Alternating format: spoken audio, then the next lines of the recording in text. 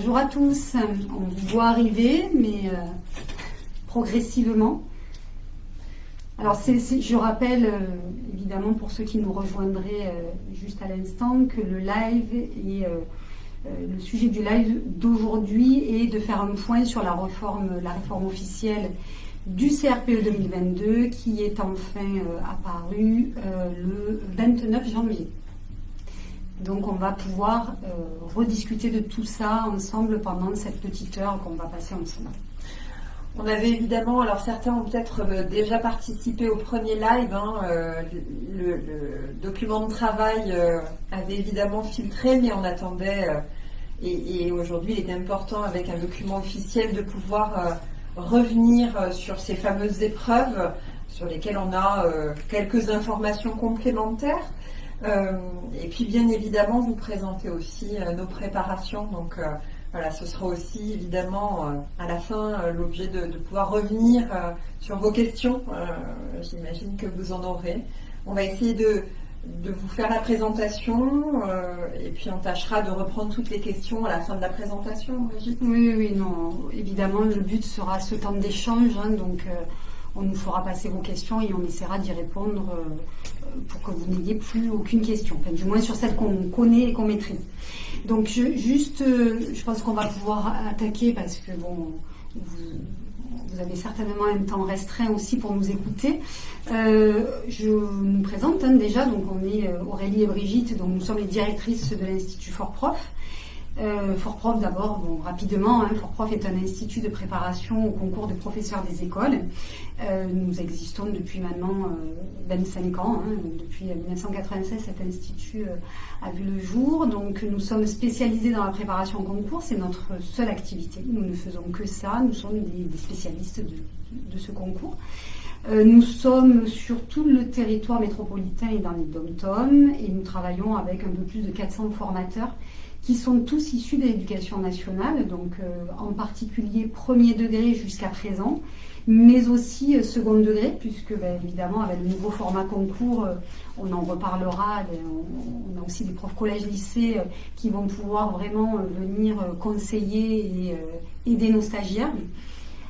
Donc Fort-Prof a chaque année de nombreux candidats qui se préparent, alors essentiellement des personnes en reconversion professionnelle qui ont en moyenne 35-36 ans, qui ont parfois une vie professionnelle en parallèle, des enfants aussi, beaucoup, donc et qui mènent de front tout ça. Donc le but c'est de vous outiller déjà pour comprendre ce projet de réforme, enfin pas ce projet, cet arrêté et ce format concours, et puis vous expliquer comment nous on va vous préparer de manière efficace dans ce laps de temps qui passe très vite finalement, 9 mois, 1 an, 12 mois, 14 mois, 15 mois de préparation, ça passe très vite finalement quand on voit tout ce qu'il y a derrière chaque épreuve.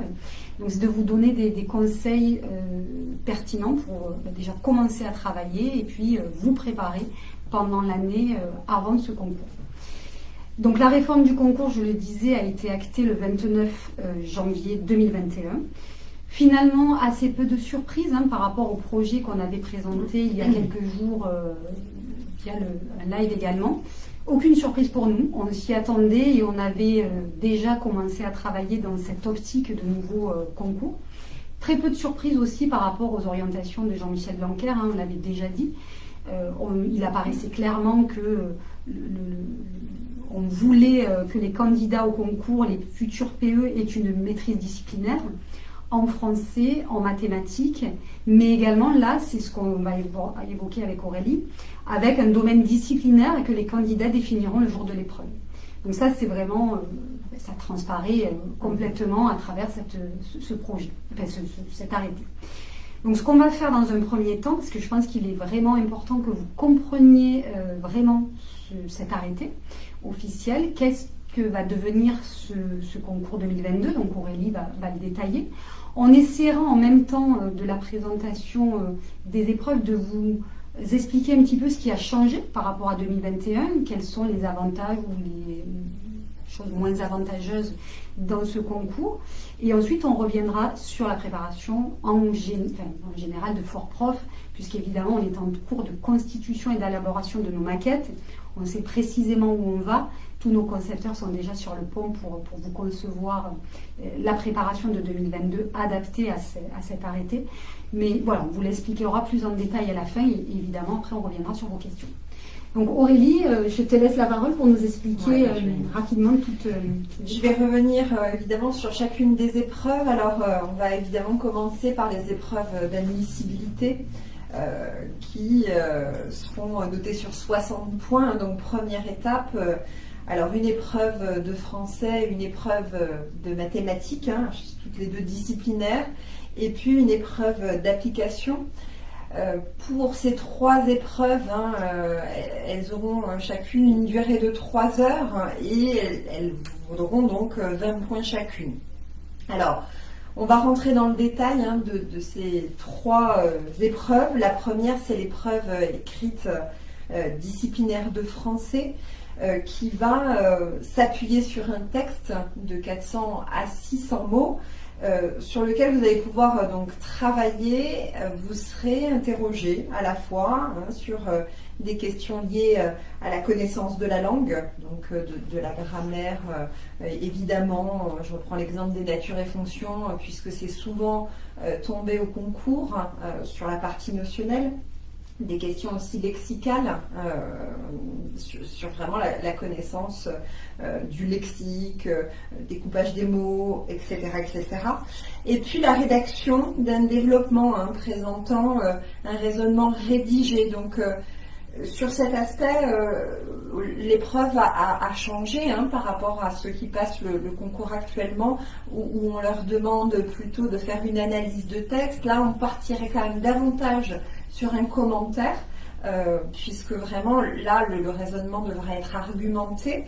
Bien évidemment, on a vu que les documents, les textes seront des textes assez littéraire, puisqu'on pourra avoir un extrait d'essais, de nouvelles, de romans.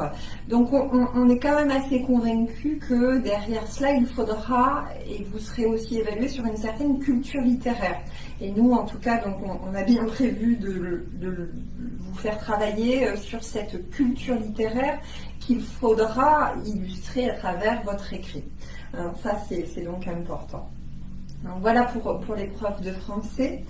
Ensuite, vous vivrez l'épreuve écrite de mathématiques, alors qui est quand même assez synthétique dans le descriptif, puisqu'on vous dit que vous aurez au moins 3 exercices indépendants sur les connaissances disciplinaires. Donc, vraiment des exercices notionnels sur de la géométrie dans l'espace, des probabilités des stats.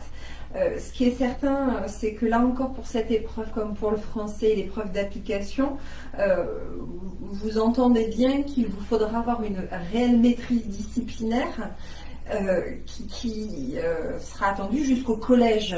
Alors évidemment, sur l'épreuve d'application, on va y revenir juste ensuite. Vous allez travailler aussi sur des documents et des séances et elles seront focalisées très certainement sur les 3 premiers cycles, mais en termes de connaissances disciplinaires, on insiste là-dessus, il vous faudra vraiment connaître ce qui est abordé au programme à la fin du collège, à la fin de la 3e, et ce en français, mathématiques, mais pas seulement, puisque on d'application. Cette fameuse épreuve avec des domaines. Voilà, donc juste pour reconfirmer, donc on est bien d'accord Aurélie, en français et en mathématiques, de la pure notion. De la pure notion, c'est plus de place à la didactique dans cette première partie de l'épreuve. C'est ça, pas sur cette épreuve d'admissibilité, donc évidemment il faut mettre l'accent sur la révision de ces notions que vous avez certainement abordées il y a longtemps, pour ceux qui vont enclencher ce projet-là, et donc voilà, revenir sur les notions fin de collège, ça c'est indispensable. On verra que, évidemment, la partie pédagogie didactique est largement évaluée dans les épreuves d'admission, bien entendu.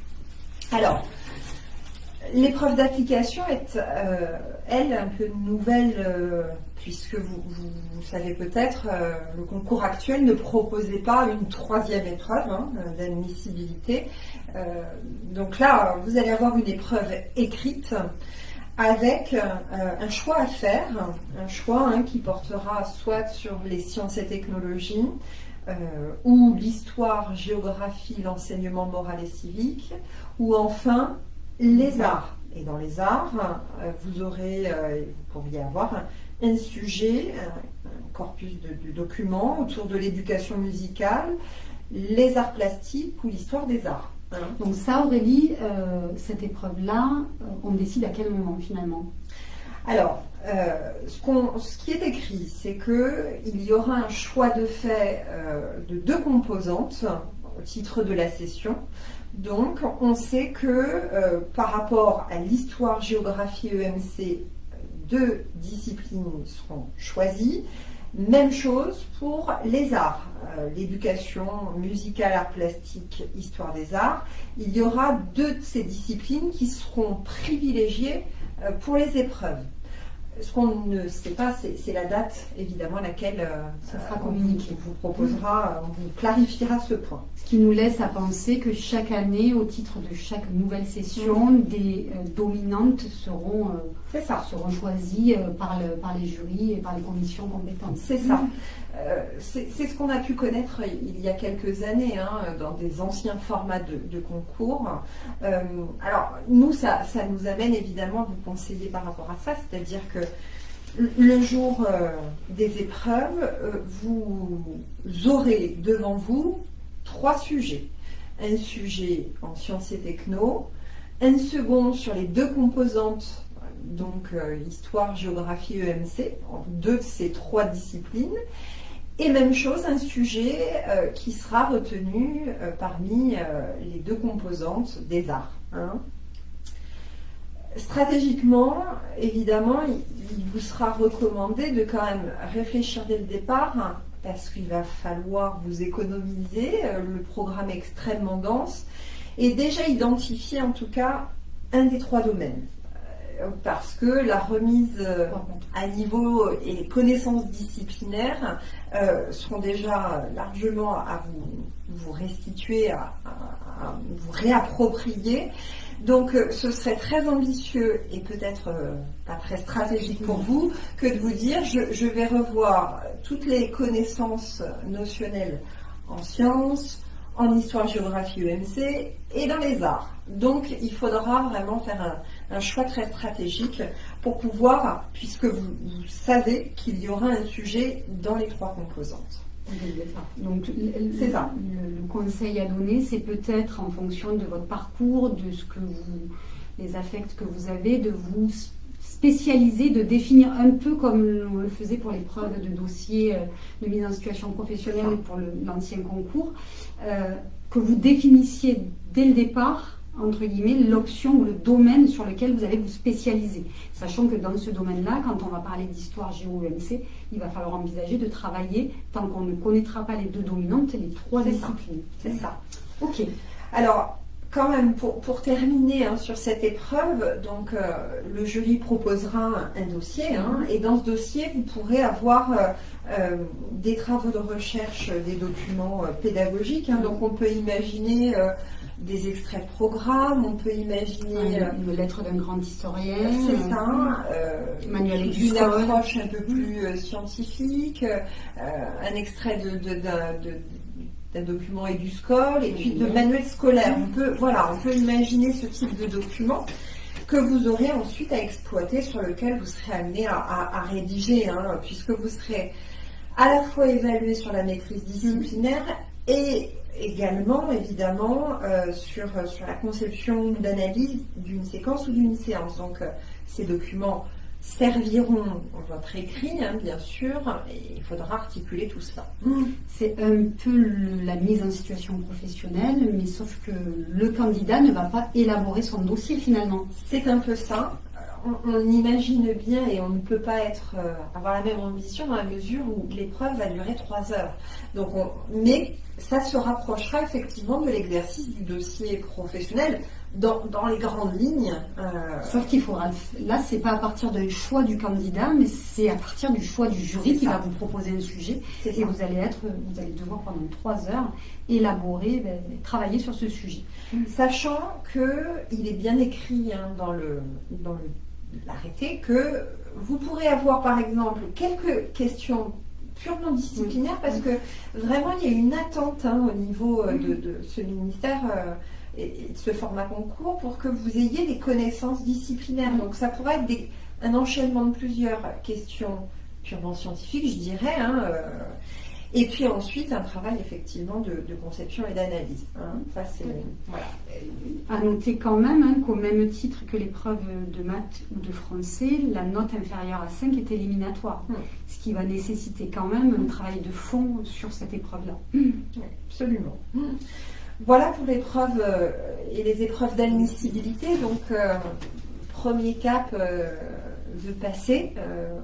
Vous aurez et vous attend ensuite les 2 épreuves d'admission qui seront notées, elles, sur au total 120 points si on tient compte des COEF. Donc toujours comme l'ancien concours, une prédominance de l'oral quand même s'il faut passer la première épreuve, il y a une nécessité évidente de travailler dès le départ les oraux. C'est finalement. C'est effectivement la même logique qu'actuellement. On ne pourra pas, en tout cas, attendre d'avoir passé le cap des épreuves d'admissibilité pour envisager de se mettre aux épreuves orales. Compte tenu du COEF, les épreuves d'admissibilité, elles vont se travailler et vous allez réapproprier les programmes et les notions, mais il faudra quand même évidemment en amont travailler les épreuves qui vous attendent d'admission. Alors, je reviens sur la première, Brigitte. C'est une épreuve de leçon sur le français et les mathématiques. Là encore, c'est une épreuve qu'on a déjà connue par le passé. Il y aura 2 heures de préparation avec 1 heure d'épreuve pour chacune des 2 disciplines. Dans ce qu'il est précisé, ce sera la conception et l'animation d'une séance pour vraiment apprécier là encore la maîtrise disciplinaire et vos compétences pédagogiques et donc didactiques. Donc on vous proposera un travail évidemment sur 2 leçons. 2 leçons dans les 2 disciplines, des documents qui vont accompagner ces leçons que vous aurez à analyser pour pouvoir ensuite exposer et répondre aux questions jury, clairement. Donc dans les documents, on le précisait, c'est assez clairement précisé, des supports pédagogiques, des extraits de manuels, là encore, de programmes probablement, vraiment des éléments qui se retrouvent dans l'épreuve d'application en termes de corpus de documents. Et donc un travail de préparation, puis ensuite d'exposé et de questions jury pour ces épreuves. Donc là, effectivement, on retrouve cette prédominance pédagogique et didactique. Ça, c'est ce qui existait avant dans l'épreuve de maths français finalement, puisqu'il y avait une partie didactique qui était sur la dernière partie, sur la partie de l'épreuve et des sujets concours actuels, on retrouve cette partie didactique. Alors on le dit parce qu'on espère bien évidemment que ceux qui préparent le concours actuellement l'auront pour passer le cap de ce changement de concours. Évidemment, ceux qui ne l'auront pas cette année, il y a quand même, il y a des choses qu'on va retrouver de manière assez forte. Donc, il faudra remettre les choses à leur place et se remettre dans le format de ces épreuves. Vous ne partirez pas à zéro. C'est ce qu'il faut se dire. Alors, dernière épreuve des épreuves d'admission, c'est l'épreuve d'entretien qui va durer 1h05. La première, c'est celle d'EPS, d'une durée de 30 minutes de préparation. Et ensuite, vous aurez donc un sujet qui vous sera proposé là encore par le jury, sur un contexte d'enseignement et un objectif d'acquisition pour la séance. Donc dans l'entrée, par rapport à l'approche actuelle avec les APSA, c'est une entrée un petit peu différente, mais voilà, qui interrogera sur des questions aussi larges que la sécurité, sur la psychologie aussi de l'enfant, etc., etc. Donc là encore, une nécessité de rentrer quand même dans la culture EPS et de travailler sur les champs d'apprentissage qui sont, voilà, qu'on peut imaginer dans ces sujets qu'on travaillera bien évidemment. 30 minutes de préparation, ça fait court quand même par rapport à... Il va falloir, rappelons qu'actuellement c'est 1h15 pour l'épreuve de PS et que là on bascule à 30 minutes simplement de préparation. Donc voilà. C'était d'avoir déjà une vue synthétique des champs d'apprentissage, des objectifs d'apprentissage, etc. C'est ça, qu'il faudra évidemment effectivement avoir bien à l'esprit. Cette épreuve sera accompagnée de l'épreuve qu'on appelle la connaissance du système éducatif, mais qui elle, demandera dans un premier temps de vous présenter dans le cadre d'un entretien de motivation, dans lequel il faudra faire des parallèles avec votre expérience professionnelle si vous êtes en reconversion et l'enseignement. Alors, ou les travaux de recherche, ou les travaux de recherche, de master, etc. C'est ça. Donc, évidemment, si vous avez fait, vous faites, et on vous encouragera à faire des stages. Ça va être aussi d'analyser les expériences que vous aurez pu avoir et puis, sur quoi peut-on s'appuyer pour préparer cela, bien évidemment le référentiel de compétences des professeurs, parce que bien évidemment il faudra faire du lien et transférer vos compétences à partir de ce document-là. Et puis bien sûr par rapport à ce référentiel, ça va, et votre analyse de votre expérience, que vous allez commencer en vous disant mais il n'y a aucun parallèle, j'ai rien à motiver finalement. Vous avez forcément des compétences que vous saurez transférer, puis votre approche au gré de nos cours aussi et de l'entrée dans la préparation, elle va évoluer au cours du temps. Et enfin, évidemment, des mises en situation un peu classiques sur la connaissance du système éducatif, avec des thématiques sur l'institution scolaire, la vie scolaire, la classe, la sécurité, la laïcité. Alors, c'est un peu différent. C'est complètement différent, puisque la grande particularité de cette épreuve, c'est que vous n'avez pas de temps de préparation. Donc, ce qui va nécessiter quand même de se préparer bien en amont pour être capable de répondre sur les 2 mises en situation, puisque ce qu'on sait clairement, c'est qu'il y a 5 minutes de motivation, d'entretien de motivation, et puis après 10 minutes de mise en situation sur une situation d'enseignement et 10 minutes sur votre connaissance de la vie scolaire. Et là, ça va être... Il n'y a pas de temps de préparation. C'est bien ce qu'il faut. C'est la grande particularité, moi, je trouve, de cette épreuve. C'est que le temps de préparation qu'on avait jadis, vous ne l'avez plus. Et là, c'est vraiment du spontané. Donc, je pense que le jury, clairement, va chercher à vérifier que vous savez et que c'est quasi spontanément, parce que vous avez fait des stages, parce que vous avez bien creusé le référentiel des compétences des PE, que vous avez bien compris quelles étaient les missions du PE, etc. Voilà, de l'institution, du fonctionnement de l'institution, etc. C'est toute la connaissance en amont qu'il va falloir être capable de prouver le jour J. Voilà, donc voilà pour ces épreuves d'admission. On va terminer par l'épreuve optionnelle. Juste peut-être un point en EPS sur le développement et la psychologie de l'enfant, qui est important. C'est vrai qu'ils insistent particulièrement sur la connaissance de la psychologie de l'enfant. Alors, nous, on va travailler, on a commencé à travailler avec nos concepteurs là-dessus. On n'attendra pas de vous que vous ayez... et que vous déversiez finalement des connaissances sur la psychologie de l'enfant. Ce qu'on cherche avant tout, c'est un professeur des écoles pragmatique, et que vous réfléchissiez clairement à ce que vous allez proposer en termes de situation aux enfants.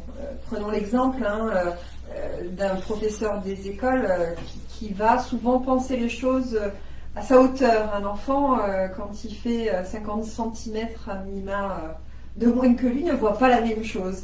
Et tout ça, ça fait partie aussi de ce que vous avez à connaître sur ce qu'est l'enfant, comment il fonctionne et comment je vais pouvoir enseigner à l'enfant. L'enfant, il a des cônes, il va vouloir les ramasser pour jouer. Oui, c'est le jeu.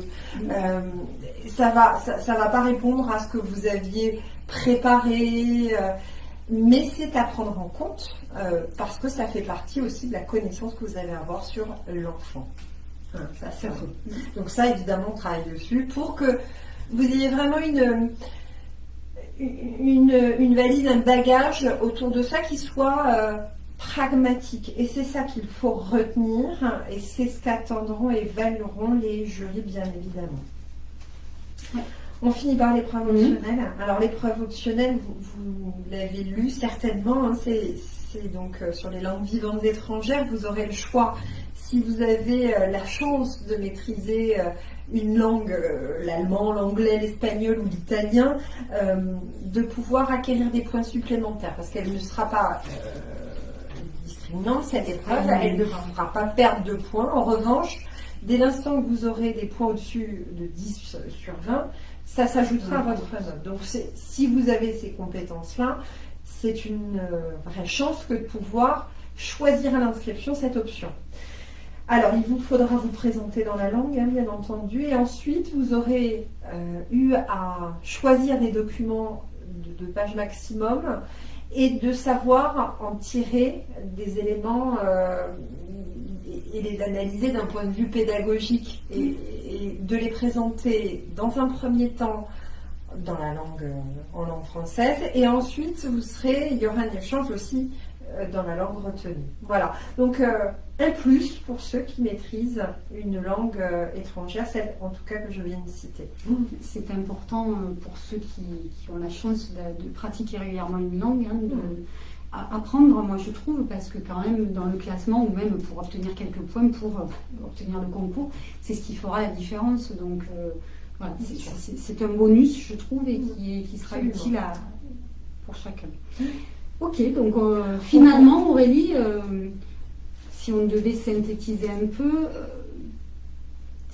dans les épreuves en elles-mêmes, c'est un peu ce qu'on connaissait, évidemment, évalué de manière différente, puisque la partie didactique se retrouve plutôt sur les épreuves d'admission, que l'ancienne épreuve de professionnelle de dossier devient une épreuve écrite. C'est ça. Ouais. Donc, voilà, c'est pas un concours qui finalement sera beaucoup plus complexe que celui actuellement, sauf qu'il va quand même vous interroger et vous allez devoir vous préparer sur des connaissances disciplinaires un petit peu plus vastes. On a parlé de l'épreuve d'application.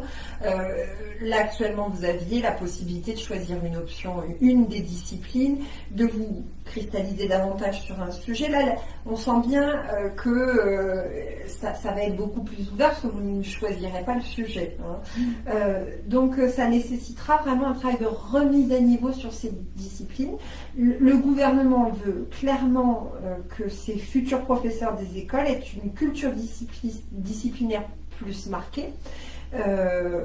Cela dit, derrière, c'est vrai que ça répond aux rapports sur lesquels ils se sont appuyés. Derrière les épreuves d'admissibilité, un vrai besoin d'avoir des PE pragmatiques. Donc, bon, voilà, c'est clair. Donc, je pense que vous aurez très certainement des questions. J'espère qu'on est toujours en ligne, parce que vous aurez encore certainement sur le concours en lui-même, mais on y reviendra à la fin. Jade nous fera passer vos éventuelles questions. Maintenant, ce qu'on va pouvoir regarder, c'est nos préparations, comment nous on imagine les choses, qu'est-ce qu'on envisage de faire et comment on vous conseillerait nous de travailler. Donc il est évident, au regard de tout ce qu'on a dit, que la notion collège maths français est une évidence. On le dit chaque année, mais je pense que là, c'est encore plus que nécessaire, puisque on ne pourra pas dire que sur la première épreuve d'admissibilité, vous puissiez vous rattraper peut-être avec la compréhension des programmes, etc., sur les épreuves de maths français. Donc là, on ne peut que vous inciter à travailler dès à présent. On l'avait déjà dit, mais on a beaucoup de stagiaires qui arrivent en septembre et qui commencent à se remettre à niveau à partir de septembre. Mais le problème, c'est qu'en septembre, il n'y a pas que le français et les maths, même si c'est la première étape. Il y a tout le reste, et il va falloir que vous vous acculturiez à des connaissances complètement différentes de celles que vous aviez. Donc vraiment, ça c'est une nécessité. Et évidemment, en parallèle de ça, un renforcement disciplinaire sur un domaine que vous allez devoir choisir. Et nous, on vous invite vraiment à commencer à y réfléchir. Vous n'allez pas le choisir maintenant, demain, après-demain, sauf si vous avez fait des études scientifiques et que du coup les sciences vous semblent évidentes. Mais si vous êtes passionné par les arts en général, peut-être que ça va être le moment de travailler. C'est peut-être aussi ce qui fera la différence le jour du concours, parce que nous, on le voit bien avec nos nombreux stagiaires, les sciences, c'est quand même une option souvent choisie. On peut se dire que du coup, comme dans les arts, vous allez avoir l'éducation musicale, l'histoire des arts et les arts plastiques, ça va en effrayer plus d'un. Donc peut-être que celui qui quand même se lance là-dedans, le jury reconnaîtra que c'est courageux de choisir cette option. Donc le conseil, évidemment, c'est également de commencer à vous remettre à niveau sur ce domaine que vous envisagez de choisir. Nous, on travaille à l'heure d'aujourd'hui chez Fortprof sur une remise à niveau sur toutes les options disciplinaires, ou les domaines plutôt, de cette épreuve d'application. Donc on aura une remise à niveau en sciences. Donc quand on parle de remise à niveau, c'est une remise à niveau jusqu'à la fin de troisième. C'est ça qu'on attend de vous dans cette première épreuve d'admissibilité. Souvent, vraiment les thématiques du programme, voilà. Clairement. Voilà, donc on ne s'arrête pas au cycle 3 parce qu'on va enseigner jusqu'au cycle 3. On va au-delà et c'est ce que va attendre de vous le jury. Donc le programme collège sera revu en français, mathématiques et sur tous les domaines disciplinaires du concours. On sera prêt pour septembre pour vous proposer une remise à niveau là-dessus. Donc ça, c'est la première chose. Ensuite, donc nous, par rapport à ce que disait Aurélie, ça c'est des conseils, après c'est de commencer à avoir une culture littéraire. Donc là, évidemment, il faut commencer à le travailler, parce que c'est pas inné pour chacun, et pourtant ça va devenir un incontournable de l'épreuve de français, donc il va falloir travailler là-dessus. Le référentiel des compétences des professeurs des écoles, évidemment, il va falloir commencer à sérieusement le creuser pour pouvoir faire du parallèle, ou voir qu'est-ce que dans votre expérience fait que vous avez une compétence qui se rapproche de celle qui sera attendue par votre institution. Et évidemment, un travail sur les attendus de fin de cycle, donc déjà commencer à s'acculturer au programme. Donc ça, c'est vraiment, je dirais, un conseil de départ, c'est déjà ça. Commençons par ça. Après, évidemment, la préparation Fortprof va prendre le relais. Donc, nous, quand on parle globalement de nos préparations, donc vous savez que vous avez le choix. Vous pouvez prendre des préparations en présentiel. Donc, ce qu'on appelle présentiel, c'est des cours sur site, donc dans tous nos centres en France, ou en webconférence à travers une salle virtuelle, mais c'est du direct. C'est pas un prof qui fait un cours et que vous écoutez seul, c'est vraiment de l'interaction. On va vous demander la même chose durant nos cours des samedis que durant les cours en webconférence. Donc pour ces cours des samedis et des webcours, évidemment, on va travailler, comme on le faisait auparavant, les renforcements des bases en maths, en français, mais aussi les séquences ou séances de français mathématiques à l'oral, et également l'EPS et la connaissance du système éducatif. Pourquoi ? Parce que c'est ce qu'on essaie de dire chaque année à nos stagiaires. Ok, il faut passer la première étape des épreuves d'admissibilité, ça c'est sûr et certain que sans ça vous n'irez pas plus loin, mais dites-vous que vous n'aurez jamais le temps, si stratégiquement vous prenez le parti pris de travailler uniquement les écrits, puis dans un second temps les oraux, vous n'aurez pas assez de temps pour assimiler tout ce qu'il est nécessaire d'assimiler en 15 jours, 3 semaines, un mois de laps de temps. C'est ça. Donc il faut travailler dès le départ les disciplines orales en même temps que les écrits. Donc dans nos cours des samedis webcours, c'est ce qu'on va faire, c'est qu'on va vous obliger à travailler les épreuves écrites et les épreuves orales. Des capsules vidéo mises à disposition sur les notions attendues, et puis un cours qui suivra pour travailler ensuite sur ces notions avec le formateur, et puis une mise en application aussi pour vérifier que vous avez bien intégré et compris ces notions. Ça, c'est pour le français et mathématiques. Voilà, donc c'est vraiment des cours en totale interaction. Évidemment, on va proposer l'épreuve d'application. Donc là, vous aurez, à travers cette cette option la remise à niveau du domaine choisi, mais également des devoirs d'entraînement, puisque là, on n'est plus dans le dossier, c'est pas vous qui constituez, c'est le jury qui va vous donner. Donc on va vous entraîner à travers des sujets. Donc on attend évidemment, comme tout le monde, et on imagine quelque chose à travers cet arrêté. Mais évidemment, on va attendre les sujets zéro pour vraiment avoir la conviction qu'on est dans la bonne direction. Donc en septembre, octobre, quand vous aurez défini votre domaine, vous aurez des sujets également à des périodes précises pour vous entraîner sur les sujets d'épreuves d'application.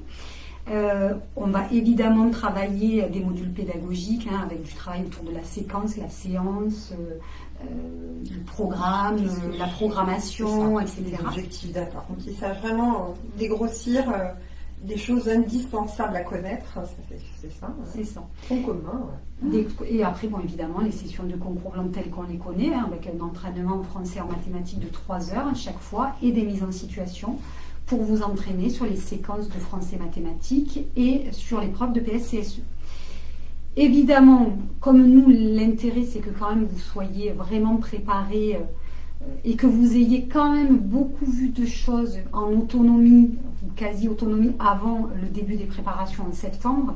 On va commencer à alimenter nos forums pour vraiment vous proposer des supports notionnels pour commencer progressivement chaque semaine à réviser une notion en maths, à réviser une notion en français et que, arrivé septembre, vous ayez déjà vu quelques notions fondamentales.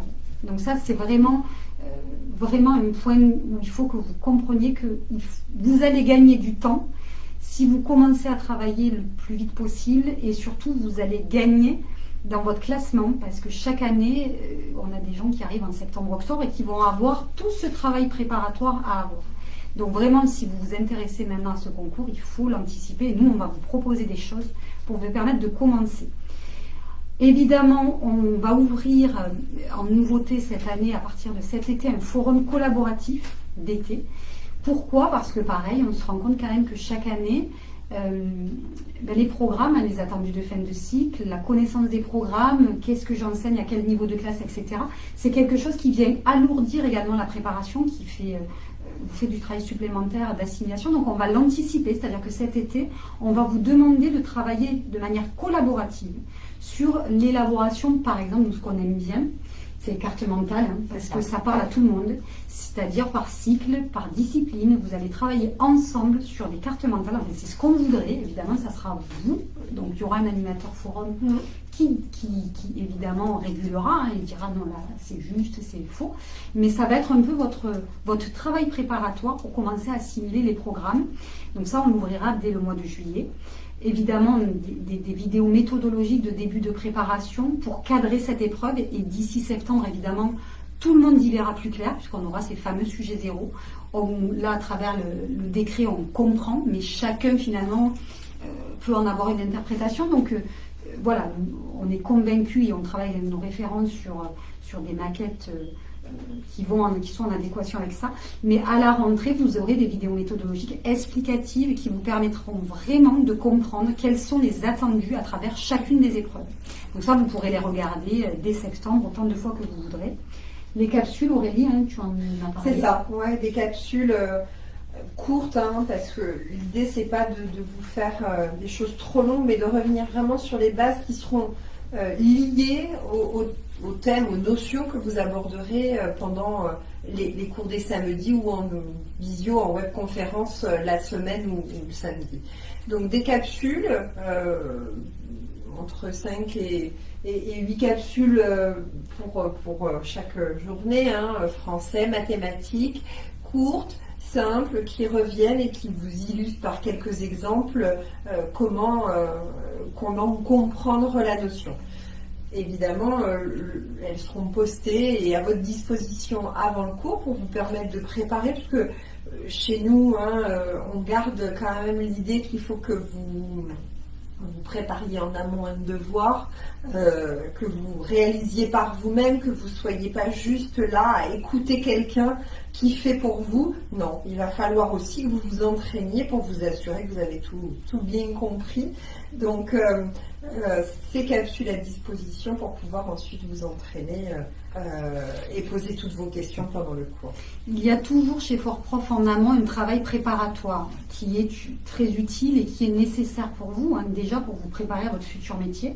Quand vous serez dans votre classe, vous n'allez pas pouvoir vous baser que sur un manuel scolaire, hein, il va falloir préparer vos séquences séances. Donc nous, on va vous demander toujours de travailler en amont et ensuite ça va être un travail collectif hein, avec votre professeur régulateur, les autres de votre équipe, enfin, de votre groupe, et vous allez vraiment travailler et construire le corrigé idéal de chaque prépa, enfin, en particulier sur les épreuves d'application et l'épreuve de maths français. Donc voilà, on va partir toujours de ce principe-là. Donc dans une préparation telle que les samedis webcours, vous allez avoir quasi 50 sujets d'entraînement. Donc vous voyez qu'à la fin, vous serez quand même globalement bien armé. Il y aura beaucoup de travail, certes, mais il y aura aussi à l'arrivée de très bons résultats, hein, puisque, pour rappel, CRPE 2020, on a eu plus de 15 majors, hein, de promo, 14 ou 15 majors, et de nombreux lauréats. Donc voilà, c'est une méthode qui demande de l'investissement. Si vous n'avez pas envie de vous investir, ben, vous participerez à des cours, mais ça ne sera pas spécialement constructif pour vous. Par contre, si vous y mettez la peine, à la fin, vous aurez bien mieux progressé que d'autres candidats. Il faut savoir que cette année, il n'y a pas d'annale. Hein. Enfin, il n'y a rien. Hein. Là, on part à zéro. Donc, comme toutes les 4-5 ans, on part à zéro sur un nouveau format concours.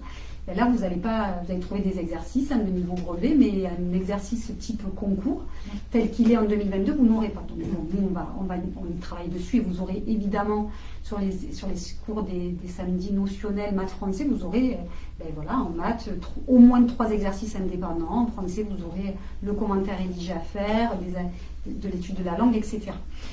Voilà, donc juste pour rappeler, donc on est en train de finaliser tout ça, tout sera prêt pour la rentrée évidemment.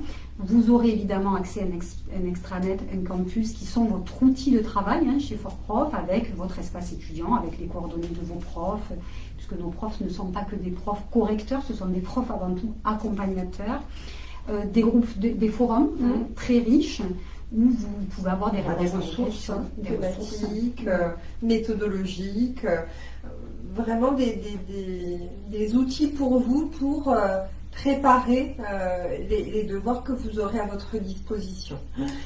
On insiste souvent d'ailleurs pour que plutôt que de laisser place à la dispersion, vous concentriez sur ce qu'on mettra véritablement à votre disposition. Voilà, donc et ensuite, bon, évidemment, on ne va pas faire vous aurez le coaching personnalisé hein, par un responsable de formation, une convention de stage évidemment, une carte étudiante si vous avez besoin, un suivi post-CRPE. Rappelons juste que ce qui fait la force de Fort-Prof, c'est aussi au-delà des sujets inédits sur lesquels vous travaillez, nos profs. Hein, on a un réseau de plus de 400 profs et vraiment, c'est des profs d'abord qui aiment ce qu'ils font et qui en plus vont, en tant que membre du jury correcteur au concours, vont vraiment vous apporter des conseils personnalisés sur comment réussir, quel stratagème, quelle stratégie on peut mettre en place pour réussir mieux qu'un autre, etc. Donc voilà, et qui sont, je le rappelle, des profs disponibles, pas uniquement le jour de votre cours, mais aussi en dehors des cours. Voilà, donc je pense que j'ai à peu près... alors il y a quelques questions, je crois, alors je on va les récupérer et on va tâcher d'y répondre. Alors la première, j'ai un N1, cela suffit-il pour le CRPE 2022 ? Alors c'est vrai que dans l'arrêté, les conditions d'accès à ce concours ne sont pas précisées. En revanche, dans ce qui a été annoncé notamment sur le site du MEN, et c'était très clair déjà depuis quelques mois, pour le concours externe, il va falloir un M2 pour pouvoir vous présenter, sauf si effectivement, et on imagine que ce sera évidemment maintenu, puisque ça a été confirmé par une académie, si vous êtes parent de 3 enfants ou sportif de haut niveau. Et puis après, si vous n'avez pas ce M1, donc ça va être de pouvoir à la fois préparer le M2 et préparer ce concours. C'est tout à fait envisageable, une année chargée, mais envisageable. On l'a chaque année. Et puis enfin, pour ceux qui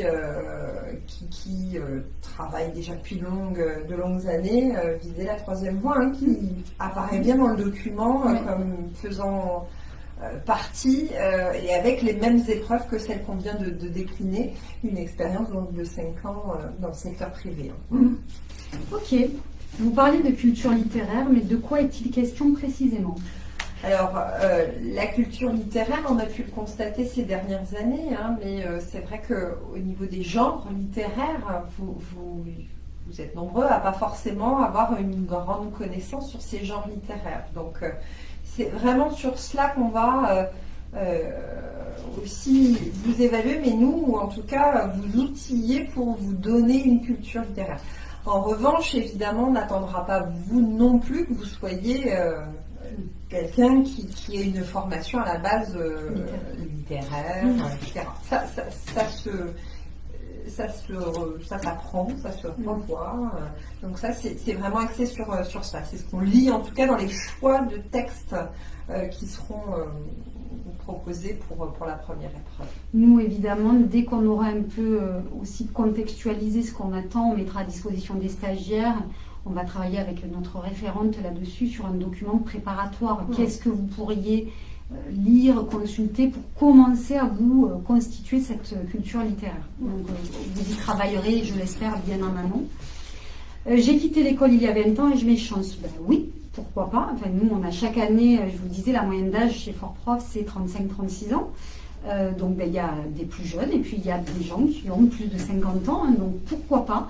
Je dirais que vos chances, c'est vous qui allez vous les donner par l'implication et la mobilisation que vous allez avoir à obtenir ce concours.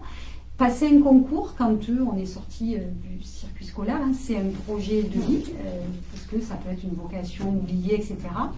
C'est quelque chose qui va engager votre famille aussi, parce que peut-être que vous aurez moins de dispo les week-ends, pendant les vacances, etc. C'est un projet familial, moi je dis, où effectivement il faut envisager... vous allez certainement mettre beaucoup plus d'énergie qu'un candidat peut-être qui a quitté il y a 3-4 ans les études. Mais je dirais que dans nos majors, on a chaque année des majors 3e voie, donc qui étaient aussi dans un autre milieu professionnel depuis quelques années et qui sont premiers de leur académie. Donc je dirais que nous, on va vous outiller, on est un peu comme un magasin, on va vous donner les moyens d'eux. Après, évidemment, c'est vous qui allez travailler pour l'obtenir. Donc vous allez certainement avoir oublié des notions de français, de mathématiques. Il va falloir commencer à le travailler. Oui, mais ça revient. Ça rejoint la question suivante. Quelle matière commencer à réviser et quand on a beaucoup insisté sur le français et les mathématiques parce que ce sont les épreuves dominantes finalement de ce concours. Elles font à la fois partie des épreuves écrites et orales et donc des épreuves notionnelles. Donc si vous aviez stratégiquement à commencer par ces 2 disciplines déjà pas mal, parce que c'est quand même très dense. Nous, pour notre remise à niveau, Aurélie, donc où on couvre tout le programme. On a combien de modules en maths, combien de modules en français à peu près, 25-30? Oui, c'est ça, on a une trentaine dans les différentes disciplines. On balaye vraiment les notions que vous avez à revoir. Peut-on utiliser le CPF chez Fort-Prof? Alors oui, il faut savoir que Fort-Prof, la prépa concours en elle-même n'est pas éligible CPF, mais nous, on a un partenariat depuis quelques années avec Voltaire, qui est une plateforme de remise à niveau en orthographe, grammaire, etc., qui permet du coup d'utiliser le CPF, qui vous permet d'utiliser le CPF pour les prépas gagnantes. Pour suivre notre formation, puisque évidemment, et c'est aussi clairement écrit dans l'arrêté que l'une des exigences première aussi, c'est la maîtrise de la langue. Donc, la maîtrise de l'orthographe, de la grammaire, de la syntaxe, et la certification Voltaire, c'est ce qu'on vise. C'est ce qui... Voilà, c'est le but. Donc, du coup, oui, c'est grâce à cela aussi qu'on travaille ensemble. Il fallait qu'on cherche un but et à travers notre partenariat avec une entité certifiante. Et l'article 11 du décret, tel qu'on... Là, c'était peut-être moins bien dit avant, mais là, c'est clairement identifié. Il est bien précisé que le jury tiendra compte dans la notation des épreuves de la maîtrise écrite et orale de la langue française. Et Voltaire, pour ceux qui ne connaissent pas, c'est vraiment tout ce travail au travers de la maîtrise de l'orthographe, la grammaire, la syntaxe, etc. Donc c'est une nécessité et pour nous, ça paraissait une évidence. Donc non seulement vous vous préparez pour vraiment obtenir le CRPE, mais également vous allez passer en cours d'année cette certification. Donc, utiliser qui valorisera votre expérience et en particulier, parce qu'on va y revenir après, qui va pouvoir se défendre lors de votre entretien de motivation. C'est-à-dire que, voilà, vous savez que quand même, la langue française, quand vous communiquez avec des parents et des élèves, c'est fondamentalement important. Donc, ça va amplifier, donc dire, bon voilà, moi j'ai passé la certification Voltaire, j'ai obtenu tant de points sur tant de points. C'est quand même quelque chose qu'il faudra mettre en avant parce que ça va dans votre parcours de formation et ça sera une nécessité. Comment préparer l'entretien de motivation, justement. Alors, on en a un petit peu parlé tout à l'heure. L'entretien de motivation va durer 5 minutes. Donc, ça va à la fois être indispensable de le préparer et en même temps, ça va passer très, très vite. Pour vous, évidemment, il faut commencer à y réfléchir le plus tôt possible et d'essayer de faire déjà un premier bilan de toutes vos expériences. S'il y en a évidemment dans l'enseignement, ce sera évidemment facile de les analyser, d'analyser les compétences et de les présenter. Mais si vous n'avez pas eu d'expérience dans l'enseignement, alors ce sera de vraiment vous appuyer sur le référentiel des professeurs et de commencer à réfléchir par rapport à ce que vous avez fait. Qu'est-ce qui finalement peut aussi être utile dans le métier de professeur des écoles. Et puis c'est aussi au niveau des valeurs. C'est pas uniquement en termes de compétences, en termes de valeurs, l'entretien de motivation va se préparer.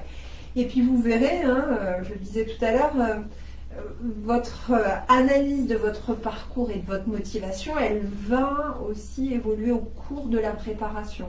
Ce que vous aurez là en septembre en tête à motiver, et les liens que vous feriez avec votre expérience ou votre motivation de manière générale, ce ne sera plus la même chose après quelques mois de préparation et à la fin pour l'épreuve elle-même. Ça va évoluer.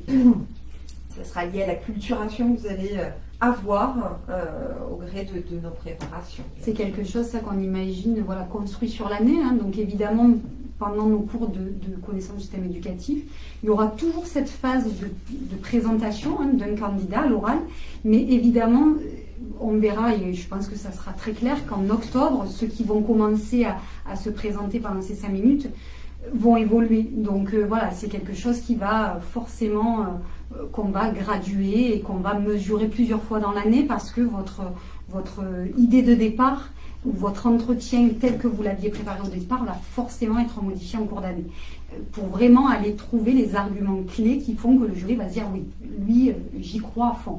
Alors c'est vrai que là, on a beaucoup de candidats qui ont un peu peur de cette épreuve posée puisque là, elle est clairement identifiée. Mais vous savez, pour travailler avec beaucoup d'IEN sur l'ancien format du concours, c'était déjà un peu ce qu'ils attendaient. Le jury, les épreuves en elles-mêmes étaient déjà un entretien de recrutement et de motivation. Alors c'était moins explicitement dit, mais quelque part, ils le mesuraient. C'est pour ça que d'ailleurs, il y a des zéros éliminatoires, parce que vous pouvez être brillant et avoir... vous pouvez être brillant, avoir toute la connaissance nécessaire, mais par contre, le jury se dit, mais cette personne-là, c'est un danger public pour des enfants. Elle n'a pas compris, oui, ils vont vous mettre un zéro éliminatoire. Donc, l'entretien de motivation, c'est juste d'aller prouver aux yeux du jury que vous avez bien mûri ce projet et pourquoi vous l'avez mûri et qu'est-ce qui fait que ça vous a donné l'envie de vous lancer là-dedans. Donc, c'est quelque chose qu'on va travailler, évidemment. Là, le temps est vraiment formalisé. Oui. Pour ce concours, ils avaient vraiment... on est quand même dans une évolution aussi en matière de la gestion des compétences des enseignants, etc. C'est ce qu'on entend aussi. Et on voit bien que là, ce qui se faisait de manière un peu informelle au travers des différentes épreuves orales se fera pendant ces 5 minutes. Donc, ce ne sera pas discriminant pour ceux qui n'auront pas travaillé dans l'enseignement. Par contre, ce sera à préparer et à travailler parce que vous ne pourrez pas improviser ce temps-là. Ça, c'est une évidence. Alors, j'ai une dernière question. J'ai préparé seule le CRPE l'année dernière. J'ai échoué. Vous n'êtes pas la seule. Il y en a beaucoup d'autres qui échouent. Cela sera-t-il plus dur cette année ? Ça sera différent, moi je dirais. Il faut juste vraiment maintenant se dire, bon voilà, il faut faire table rase de l'ancien CRPE, mais tout ce que j'ai appris va me servir différemment. Un programme, Voilà. Enfin, vous avez déjà fait un pas en préparant le CRPE. Les programmes, même s'il y a eu quelques ajustements ces 2-3 dernières années, ils n'ont pas fondamentalement changé. Donc déjà, c'est quand même entre le socle et les programmes quelque chose que vous maîtrisez. On l'a dit, les disciplines, en tout cas, elles reviennent toutes. Il va falloir rentrer dans celle de l'épreuve d'application, dans le domaine que vous retiendrez, mais vous ne partez pas de rien. Donc, vous aurez un atout, c'est d'avoir déjà eu du temps pour l'ancien concours, le concours actuel, et tout cela nous sera très utile pour la suite. Voilà, je crois que peut-être d'autres questions, mais bon. Non, alors je pense qu'on a à peu près tenu le timing et que ça va vous permettre de continuer de retourner à vos occupations ou à votre travail. Juste pour terminer, donc vous savez que nous avons préparé avec notre référent en CSE une carte mentale. Vous allez voir que vous allez souvent en entendre parler si vous venez chez Fort Prof sur le découpage de ce concours. Donc vous le recevrez évidemment à l'issue de la fin de ce live pour vraiment comprendre et vous remettre dedans à tête reposée, etc. Donc n'hésitez pas également à nous poser vos questions, soit directement sur le site Facebook, soit par mail. On a une adresse mail qui est contact@fortprof.fr avec des personnes qui vont pouvoir vous éclairer sur ce nouveau concours tel qu'il nous attend à la rentrée prochaine. On vous souhaite bon courage, bon travail. Vraiment, le meilleur conseil qu'on peut vous donner, c'est si vraiment c'est un projet construit et que vous avez vraiment envie de mener, allez-y, donnez-vous toutes les chances et vous avez bien des chances là si vous vous y prenez maintenant. Donc commencez, nous on va vous donner progressivement de la matière pour commencer à vous constituer un bagage et débroussailler un peu avant la rentrée. Et voilà. Donc bon après-midi. Merci à tous. Merci à tous et puis à très bientôt. Au revoir.